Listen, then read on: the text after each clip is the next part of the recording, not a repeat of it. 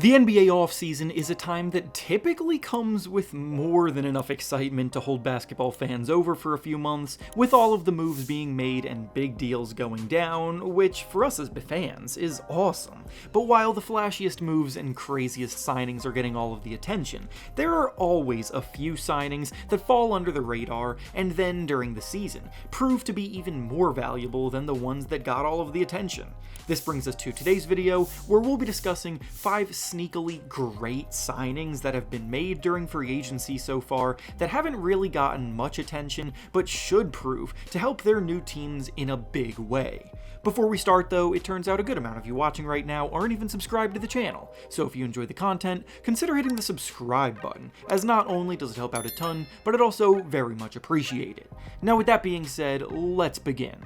The first sneakily great signing that we'll be discussing today is Guerschon Yabusele signing with the New York Knicks for 2 years and $12 million. Yabusele's NBA career was as good as dead a little over a year ago, but after turning heads at the Olympics for France, he followed that up by keeping the momentum going by taking a 1-year deal with the Philadelphia 76ers this past season and absolutely proving that he belonged back in the league during this year. He got himself into better shape, molded his game around what a modern power forward needs to do well at, and worked his way into a big role, serving as one of the few bright spots for the Sixers this season. He's a versatile defender who can guard the 3, 4, and 5, he's a very powerful finisher around the basket, and he reliably spaces the floor, hitting 38% of his threes, and finding a two-way stretch 4 nowadays is not an easy thing to do. The Knicks being able to land him for just $6 million per year is an absolute steal, and as OG Anunoby's backup, he gives the Knicks way more lineup flexibility than they had last season. With new head coach Mike Brown, the Knicks will be able to implement better offensive schemes. They're coming in with more depth, so the starters won't be worked to death by the time the playoffs roll around like they were under Tom Thibodeau, and in case of injury, Yabusele can step in and start some games at different positions if need be, so he's really one of the best sneaky signings of the summer. The next sneakily great signing we'll be discussing today is Brook Lopez signing with the Los Angeles Clippers for 2 years and $18 million. At this point in his career, Brook Lopez really shouldn't be playing over 30 minutes a night as a starter anymore, and the Milwaukee Bucks knew that. He's had a long, successful career that included winning a championship in Milwaukee. He's been one of the best interior defenders in the game, making several all-defense teams, and he's played through an era change that forced big men to approach their position in a different way, yet he still managed to adjust to the times. As he's gotten older, he's noticeably slowed down, but in a backup role, he can be one of the best bench players in the league, and landing with the Clippers is a match made in heaven for both parties. Last season, the Clippers saw Ivica Zubac break out in a big way, and his work anchoring their defense was brilliant, resulting in him being named to the all-defense team himself. But when he was subbed out for the Clippers last season, their defense would fall off of a cliff, and overall, they were way worse as a team without Zubac. Without Zubac in the game, the Clippers allowed 6.2 more points per 100 possessions on defense, and they overall got a whopping 14 points worse overall per 100 possessions without him. So finding a backup that can hold things together when he needs a rest was crucial, and Brook Lopez can absolutely be that for them. Lopez still has some of the best rim protecting instincts in the league. He can space the floor as a three-point shooter, and in a smaller role will be maximized without being overworked. The next sneakily great signing we'll be discussing today is Luke Kennard signing with the Atlanta Hawks for 1 year and $11 million.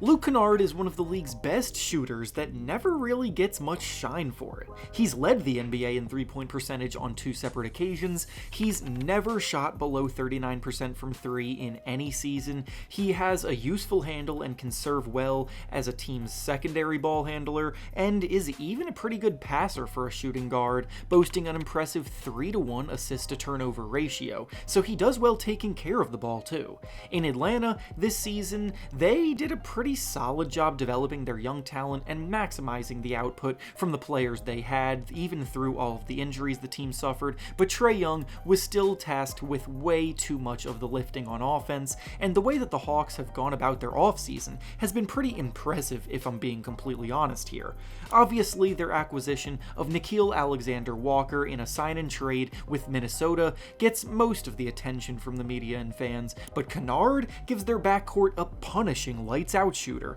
who will be set up for some of the easiest looks of his life, playing with an elite passer like Trae Young. The Atlanta Hawks ranked in the bottom half of the NBA in three-point shooting last year too, so with more floor spacing options on the wing now, including one of the league's very best shooters overall in Kennard, they're turning weaknesses into strengths and lightening Trae Young's load a ton.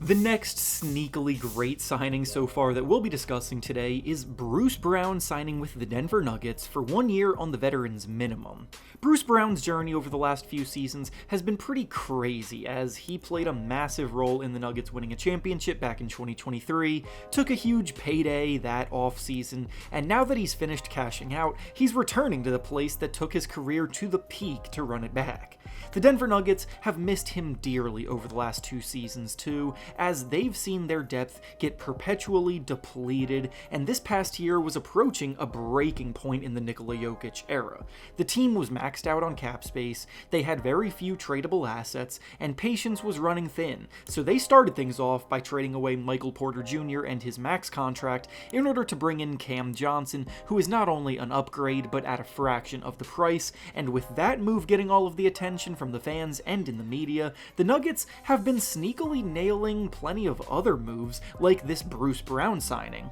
Brown averaged a career high in points 2 years ago for Denver, he's a lockdown defender when he's fully engaged, and the chemistry he developed with Nikola Jokic was on point as an off-ball cutter and secondary playmaker, so as someone that values team chemistry and morale quite a bit, getting the band back together feels like a great way to bounce back from my point of view.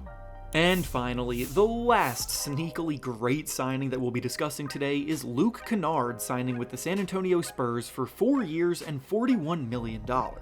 The Spurs have one of the greatest prospects the league has ever seen in Victor Wembanyama, leading the charge into the next era of Spurs basketball, but forcing him to do too much in the front court is a bad idea. Last season, the Spurs really didn't have great depth at the center position, so getting Wemby a solid backup that can contribute positive minutes in spurts was crucial, and Luke Kornet is quietly one of the best and most underrated big men and that can be a backup in the league. He played the last 3 seasons in Boston, bringing championship pedigree after being a part of the Celtics title-winning squad 2 years ago. This year, he earned a bigger role in their rotation and defended at a very high level in the minutes that he got, and one stat that blew me away was the fact that the Celtics, who are already a very good team mind you, got a massive 8.5 points better per 100 possessions with Luke Kornet on the court. So now on a team like the Spurs, they can comfortably give Victor Wembanyama breathers without the worry of the team's defense falling apart in his absence.